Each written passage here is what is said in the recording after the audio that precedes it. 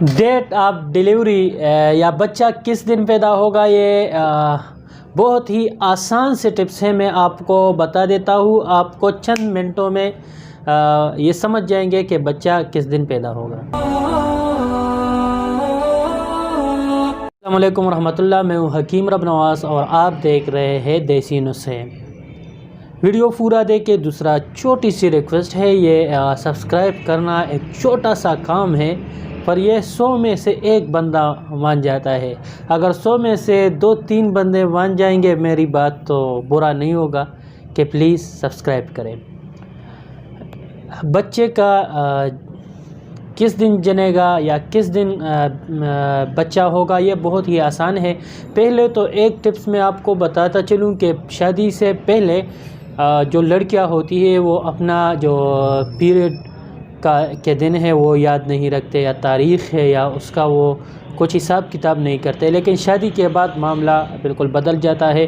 تو جب شادی ہو گئی تو اس کے بعد جس دن آپ کے ماہواری آ جائے اس دن کو ضرور نوٹ لیا کریں، کیونکہ آگے جا کے یہ سب جو آپ کی زندگی ہے نا، یہ اس پر چلے گی۔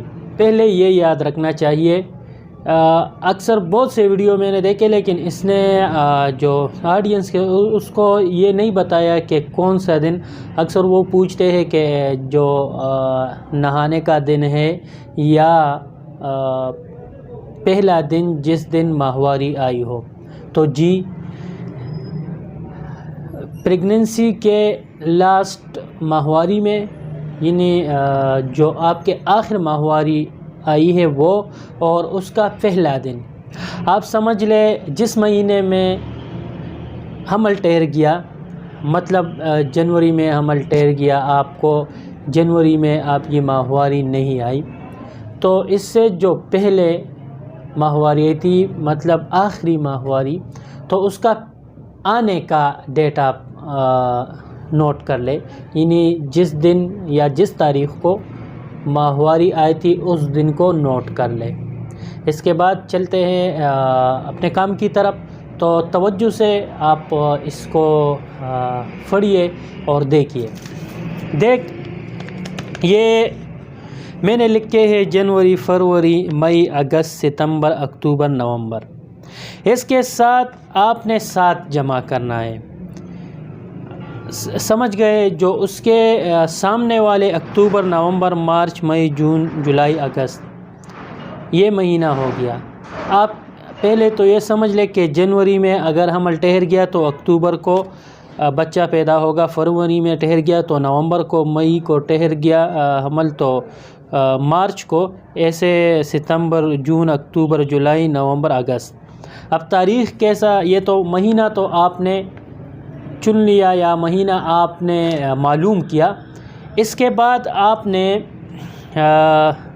تاریخ کو بھی معلوم کرنا ہے، تو یہ سمجھ جائے کہ آخری ماہواری وہ 10 تاریخ کو آئی تھی، تو 17 اکتوبر کو بچے کا ڈیلیوری ہوگی۔ اس طرح فروری کے ساتھ بھی 7، مئی کے ساتھ اگر 1 مئی کو آخری ماہواری آئی تھی تو اس کے مارچ میں 8 مارچ کو آپ کا بچہ پیدا ہوگا۔ اس طرح اگست، ستمبر، یہ سب حساب لگا لے، ٹھیک ہے؟ اس کے بعد جو اور مہینے آتے ہیں 2 مارچ اور اپریل، تو اس میں آپ نے 4 کا حصہ جمع کرنا ہے، یعنی اگر 5 مارچ کو آخری ماہواری آئی تھی تو بچے جننے کا دن ہوگا 9 جنوری۔ اس طرح اگر اپریل میں ہے تو بھی 4 جمع کرنا ہوگا۔ پھر اگر فروری میں ہے تو فروری صرف ایک ایسا مہینہ ہے، آپ کو تو پتہ ہے 28 دن اس میں ہوتے ہیں، تو اس میں آپ نے 5 جمع کرنا ہے، یعنی اگر 5 فروری کو آخری ماہواری آئی تھی تو دسمبر 10 کو، یعنی 10 دسمبر کو آپ کی ڈیلیوری دن ہوگی۔ اس طرح جولائی اور دسمبر میں آپ نے 6 جمع کرنا ہے، جیسے کہ 6 جولائی کو اگر آخری ماہواری آئی تھی تو 12 اپریل کو بچہ پیدا ہوگا۔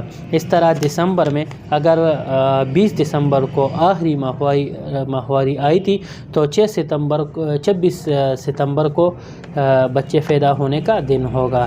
انشاءاللہ اس میں 1-2 دن آگے پیچھے ہو سکتے ہیں، پر اکثر اسی دن میں بچے کا جنم دن ہوتا ہے۔ تو ویڈیو اگر اچھی لگی ہو تو پلیز سبسکرائب بھی کریں۔ سبسکرائب کرنا اتنا بڑا کام نہیں ہے، یا اس پہ آپ کے پیسے لگتے ہیں، پتہ نہیں لوگ سبسکرائب کیوں نہیں کرتے۔ ہم بار بار کہتے ہیں، ہفتہ ہو گیا چینل کو بنائے، کوئی بھی سبسکرائبر نہیں ہے۔ پلیز سبسکرائب کریں آپ، خدا کا خوف کریں، اتنا محنت کر رہا ہوں آپ کے لیے، وقت نکال کے ویڈیو بنا رہا ہوں، تو سبسکرائب کرنا تو بنتا ہے۔ ویڈیو دیکھنے کا بہت بہت شکریہ۔ کوئی بات نہیں، کوئی سبسکرائب نہ کرے تو بھی کوئی گلا نہیں۔ دعاؤں میں یاد رکھے، کوئی بھی بات پوچھنی ہو تو کمنٹ میں آپ پوچھ سکتے ہیں۔ حکیم رب نواز کو دیجیے اجازت، اپنا بہت سا خیال رکھیں اپنے بچوں کا۔ اللہ حافظ۔